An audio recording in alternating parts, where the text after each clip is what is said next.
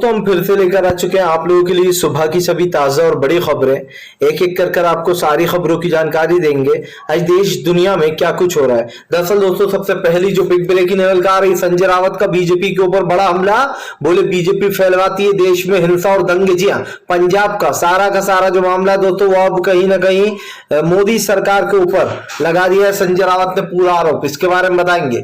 वहीं पर अगली बिग ब्रेकिंग में हम आपको बताएंगे दोस्तों, प्रशांत किशोर ने बताया कि उनकी कौन है पहली पसंद। जी ना ही राहुल गांधी ना ही प्रियंका गांधी बल्कि सोनिया गांधी को वो पसंद करते हैं अध्यक्ष पद के लिए।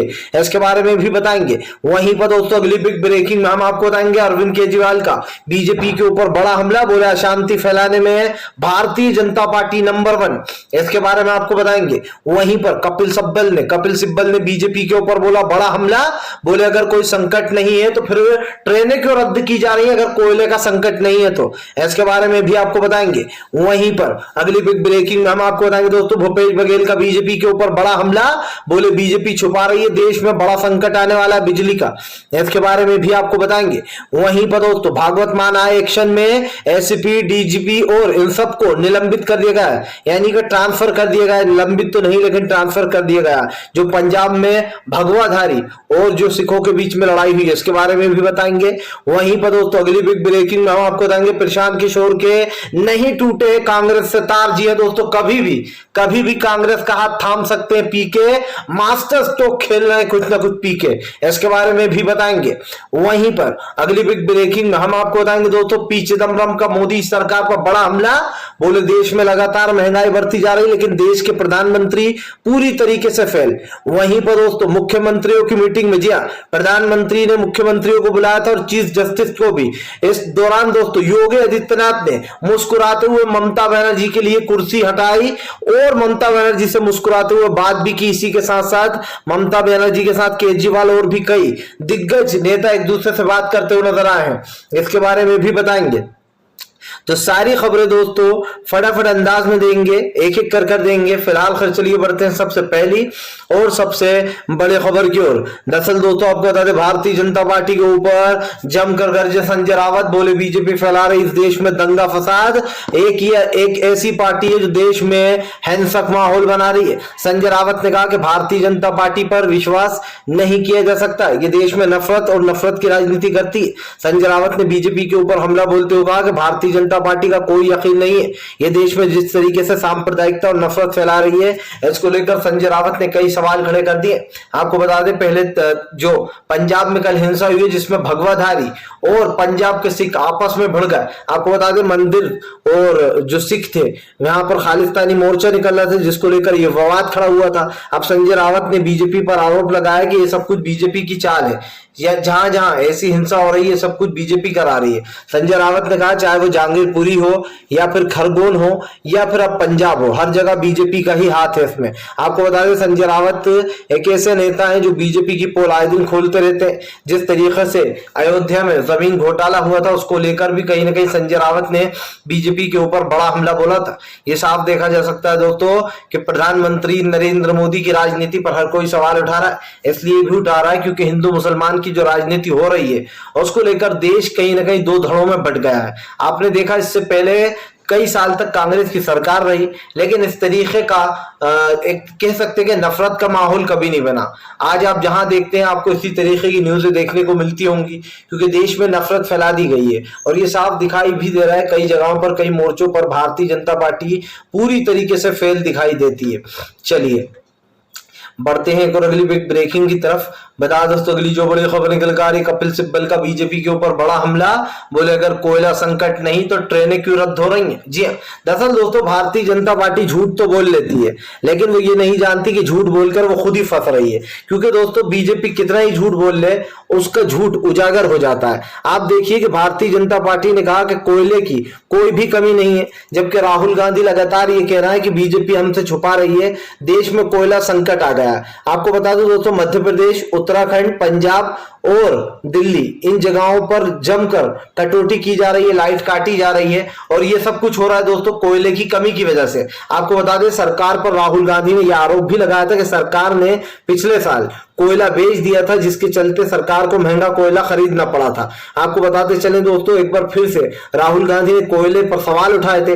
जिस दिन से राहुल गांधी ने कोयले पर सवाल उठाए उस दिन से आप भी वाला मुद्दा लेकर बीजेपी के ऊपर कूद गई है और यही कारण दोस्तों जो भारतीय जनता पार्टी इस मुद्दे से भाग रही है, क्योंकि बीजेपी खुद भी जानती है कि वाकई में देश में कोयले की जो खपत है उसकी कमी हो गई है। क्योंकि आप भी जानते हैं कि कोयले की खपत की कमी के कारण जो बिजली है वो आए दिन उसकी कटौती हो रही है।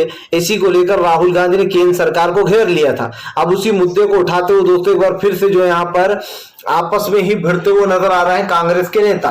जी हाँ, कपिल सिब्बल ने सीधे सीधे बीजेपी के ऊपर हमला साधते हुए कहा कि अगर बीजेपी कहती है कि कोयले की कोई कमी नहीं है तो फिर ट्रेनें क्यों रद्द की जा रही हैं। दरअसल दोस्तों ट्रेनें रद्द इसीलिए की जा रही ताकि कोयले की जो पूर्ति है उसको पूरी किया जा सके। लेकिन ये तो साफ दिखाई दे रहा है कि देश में जो कमी हो रही है उसको लेकर कहीं ना कहीं सरकार के ऊपर सवाल तो उठ ही रहा है और इसलिए भी उठ रहा है क्योंकि सरकार अगर किसी सवालों के जवाब नहीं देगी तो भारतीय जनता पार्टी से सवाल तो पूछे ही जाएंगे। फिलहाल चलिए बढ़ते हैं और अगली बिग ब्रेकिंग की तरफ। बता दोस्तों अगली जो बड़ी खबर निकल कर आ रही, मुख्यमंत्री की मीटिंगों में दोस्तों नतमस्तक हुए ममता बनर्जी के सामने योगी आदित्यनाथ न सिर्फ ममता बनर्जी को कुर्सी पर बिठाया बल्कि मुस्कुराते हुए बात भी की। दरअसल दोस्तों जहां हम देखते हैं कि ये सारे नेता जब राजनीति में होते हैं तो एक दूसरे के अगेंस्ट होते हैं, लेकिन जब एक साथ मिलते हैं तो इनके बीच के जो मतभेद होते हैं वो कुछ देर के लिए लोग भुला देते हैं। यही कारण जो योगी आदित्यनाथ हंसते हुए ममता बनर्जी से बात करते हुए नजर आए और ममता बनर्जी और योगी आदित्यनाथ ने जमकर कुछ देर तक बात की। इसी के साथ साथ दोस्तों आपको बता दें अरविंद केजरीवाल और जो गोवा के मुख्यमंत्री वो भी साथ में बैठे हुए नजर आए। कई ऐसे चेहरे थे जो एक दूसरे को पर निशाना तो साधते हैं लेकिन इस मीटिंग में साथ दिखाई दिए। हालांकि चीफ जस्टिस जब आए तो माहौल कुछ अलग ही हो गया। आपको पता है दोस्तों एन वी रमन्ना साहब जिस तरीके से इस मीटिंग में आए हैं इसको लेकर भी जो यहाँ पर कई कयास लगते हैं। हालांकि एन वी रमन्ना के जो बयान होते हैं जो उनके फैसले होते हैं वो काफी सराहनीय होते हैं, फैसले काफी अच्छे देते हैं वो, लेकिन कभी कभी दोस्तों सवाल तो उठ ही जाते हैं। ऐसे में चीफ जस्टिस भी आए, उन्होंने भी जो सभी से शिरकत की, मुलाकात की, लेकिन सवाल फिर से वही कि देश की कानून व्यवस्था पर उन्होंने काफी कुछ बोला भी दोस्तों, और जो आप और हमें सबको सुनना चाहिए। आज देश में कानून व्यवस्था का स्तर जो है दोस्तों कमजोर होता चला जा रहा है। आप देखिए कि भारतीय जनता पार्टी रूल्स कुछ बनाती है और उसके अकॉर्डिंग ही चलता है ये मामला। ऐसे पहले भी आपने देखा होगा कि जब भी कानून व्यवस्था की बात आती है तो भारतीय जनता पार्टी फेल दिखाई देती है।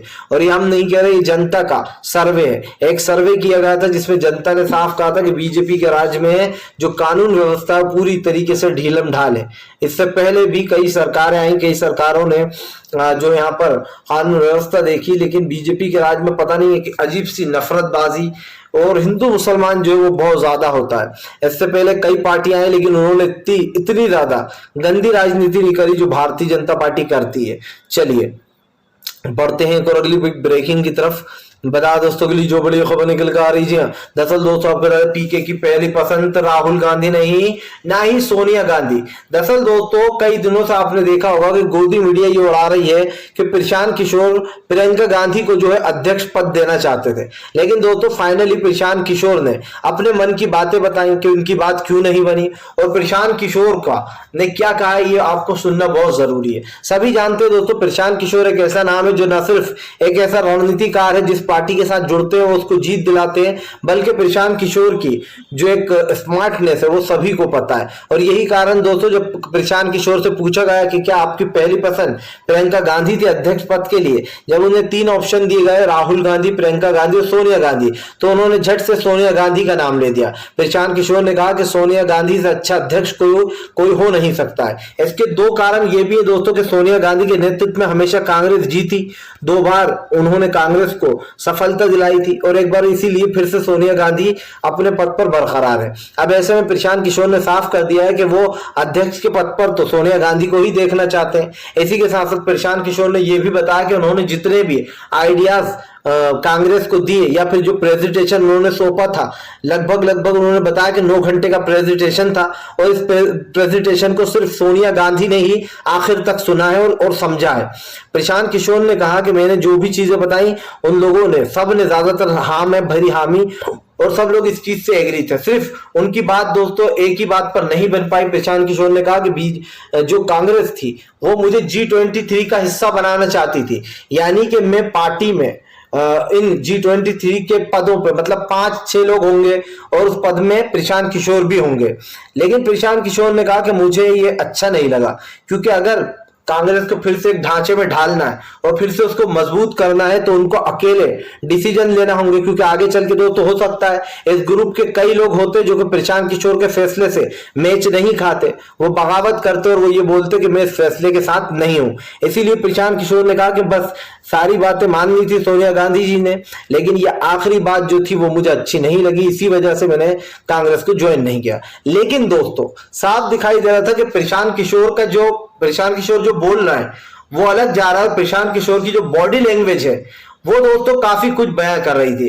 देखिए दोस्तों, जब आप किसी से बात करते हैं तो आपको पता चल जाता है कि सामने वाले के मन में क्या चल रहा है या फिर ये वक्त क्या सोच रहा है। जब प्रशांत किशोर दोस्तों बात कर रहे थे तो वो भले ही ये कह रहे थे कि कांग्रेस उन्हें जब बुलाएगी वो जरूर जाएंगे, लेकिन दोस्तों साफ साफ दिखाई दे रहा था प्रशांत किशोर की बॉडी लैंग्वेज से ये पता चल रहा था कि भले ही प्रशांत किशोर की कांग्रेस से बात ना बन पाई हो, लेकिन प्रशांत किशोर कांग्रेस के साथ कहीं ना कहीं जुड़े हुए हैं उनके तार, और कभी भी वो कांग्रेस में शामिल हो सकते हैं। जी हाँ, और ये आप लिख कर ले लीजिए कि ये सिर्फ मीडिया का एक अनुमान है। मुझे अभी भी पता है कि प्रशांत किशोर कांग्रेस का हाथ जरूर थामेंगे। इसके दो रीजन यही हैं कि प्रशांत किशोर बोल कुछ और रहे थे और उनकी बॉडी लैंग्वेज कुछ और ही बयां कर रही थी, जैसे कि अभी भी उनके तार कांग्रेस के साथ जुड़े हुए, जिस तरीके से वो बोल रहे थे तोल मोल कर, ऐसे ये साफ साफ दिखाई दे रहा था कि प्रशांत किशोर कांग्रेस में अभी भी इंटरेस्टेड है, क्योंकि उन्होंने खुद ने कहा कि वो लोकतंत्र को बचाना चाहते हैं।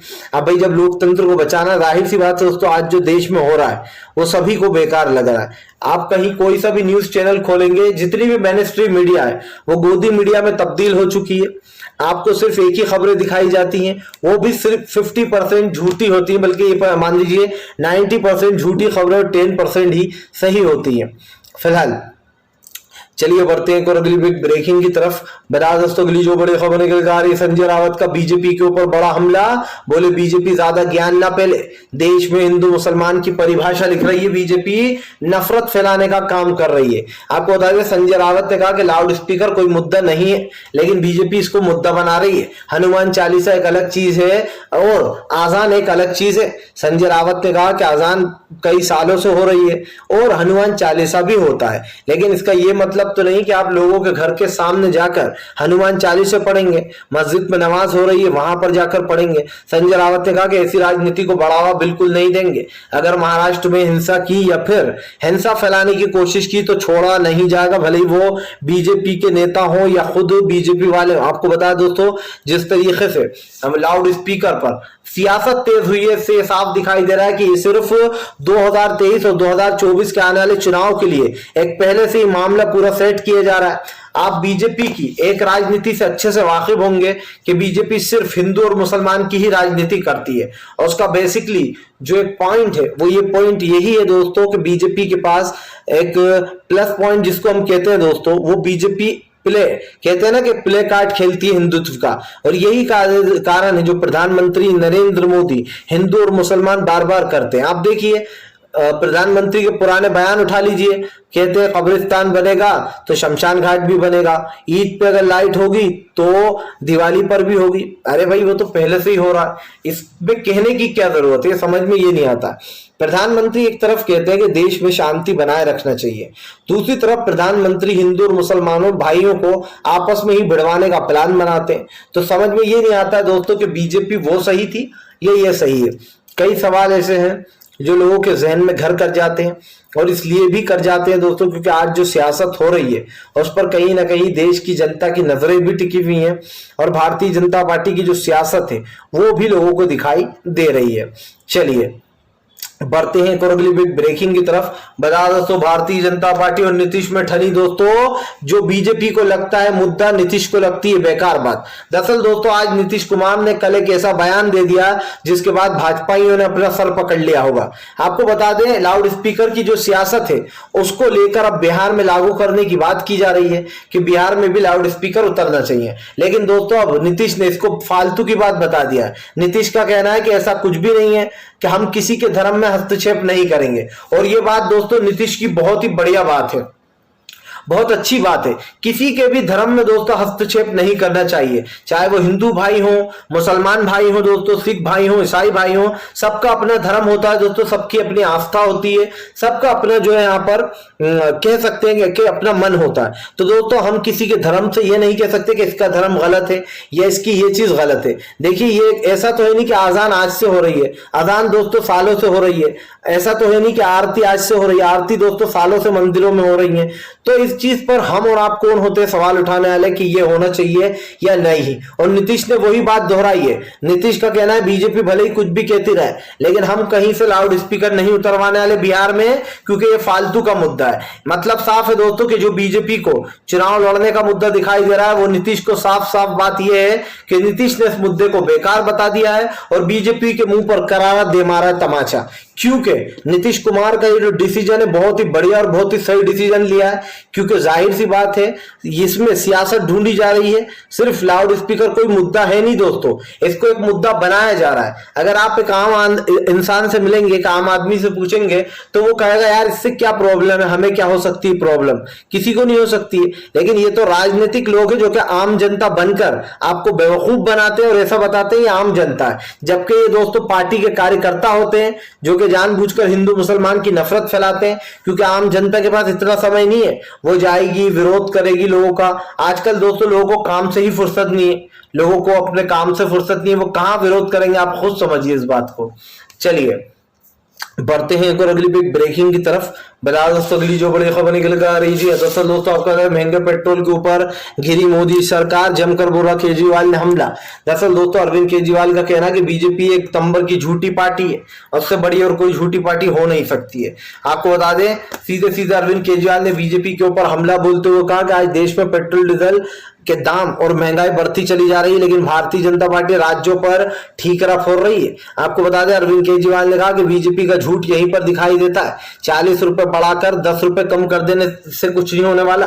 पेट्रोल में लगातार दोस्तों भारी कीमतों का इजाफा हुआ है, चाहे पेट्रोल हो या डीजल, लगातार इन कीमतें बढ़ती चली जा रही है और इसीलिए सरकार के ऊपर सवाल भी उठ रहे हैं। इससे पहले दोस्तों आपने एक चीज और देखी होगी, वो चीज मैंने आपको पहले भी बताई थी कि किस तरीके से भारतीय जनता पार्टी ने एलपीजी पर एकदम 50 रुपए बढ़ा दिए, कमर्शियल गैस पर लगभग दोस्तों जो है 250 रुपए बढ़ा दिए। तो ये चीजें जो हो रही हैं, जो आम जनता की यूज की चीजें, या फिर यूं कहते थे हम के रोजमर्रा की जिंदगी में इंसान इसको यूज करता ही करता है, तो भारतीय जनता पार्टी के ऊपर सवाल तो उठेंगे बॉस, और वो भी काफी तगड़े सवाल उठते हैं। क्योंकि बीजेपी इस वक्त जो राजनीति कर रही है वो राजनीति ना आपके समझ में आएगी ना मेरे समझ में आएगी। भले ही बीजेपी झूठ बोलती रहे, वो बखान करती रहे, लेकिन इस बात को दोस्तों झुटलाया नहीं जा सकता कि बीजेपी के नेतृत्व में पूरी तरीके से देश बर्बाद हो चला है। फिलहाल तो यही कहेंगे हम कि आने वाला समय बीजेपी के लिए खराब होगा। इसलिए होगा दोस्तों क्योंकि प्रशांत किशोर जरूर रणनीति बनाएंगे दोस्तों, और प्रशांत किशोर को देखकर लग रहा था कि वो बीजेपी को सत्ता से हटाने का पूरा मन बना चुके हैं। प्रशांत किशोर ही वो थे जो कि मोदी जी को 2014 में चुनाव जिताया था। प्रशांत किशोर ही वो इंसान है जो मोदी को 2024 में सत्ता से बाहर करेंगे।